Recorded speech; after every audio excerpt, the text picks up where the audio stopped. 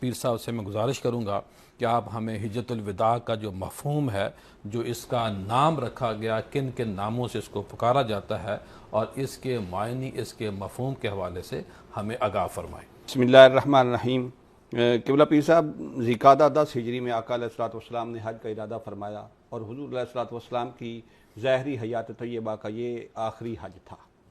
آقا علیہ الصلوۃ والسلام کے اس آخری حج کی وجہ سے ہی اس کو حجۃ الوداع کہتے ہیں، چونکہ یہ ابلاغ اسلام کی بنا پر خطبہ تھا، اس لیے اس کو آپ حج الاسلام اور حج البلاغ بھی کہتے ہیں۔ اس حج کے موقع پر سرکار مدینہ صلی اللہ علیہ وسلم نے جو خطبہ ارشاد فرمایا، حضور علیہ الصلوۃ والسلام کے اس خطبے کو خطبہ حجۃ الوداع کہتے ہیں۔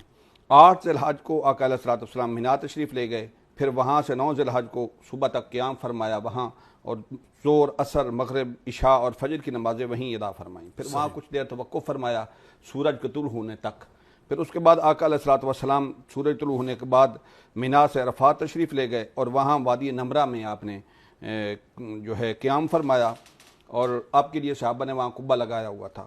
وہاں کچھ دیر استراحت فرمانے کے بعد جب سورج ڈھل گیا تو آقا علیہ الصلوۃ والسلام نے اس وقت قصوہ اونٹنی جو آقا علیہ الصلوۃ والسلام کی تھی، اس کی تیاری کا حکم فرمایا، اس کو کسا گیا، اس پہ پالان رکھا گیا، اور حضور علیہ الصلوۃ والسلام جو ہیں وہ بطن وادی جو ہے وہاں تشریف لے گئے۔ اللہ اس وقت آقا علیہ الصلوۃ والسلام کے جو ہے ارد گرد 1,44,000 اور ایک روایت کے مطابق 1,24,000 جو ہے غلام صحابہ موجود تھے۔ سبحان اللہ۔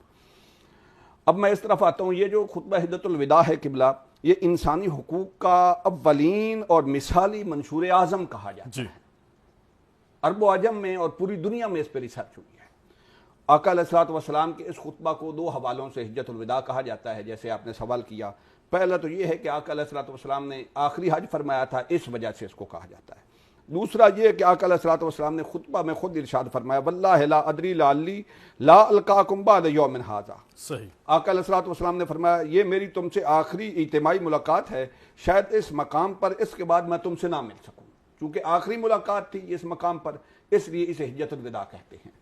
ساتھ ہی آقا علیہ الصلوۃ والسلام نے جب یہ خطبہ ارشاد فرمایا تو یہ واحد جو ہے دنیا کا منشور ہے، واحد دنیا کا خطبہ ہے، جسے آپ کہہ سکتے ہیں کہ یہ کسی گروہ کی حمایت میں نہیں، کسی نسل کی حمایت میں نہیں، کسی قوم کی حمایت میں نہیں، حق اور سچ پر مبنی۔ کسی قسم کی ذاتی غرض وغیرہ کا اس میں شائبہ تک نہیں۔ صحیح۔ ایک اجتماعی خطبہ تھا جو پوری عالم انسانیت کے لیے ایک منشور۔ صحیح۔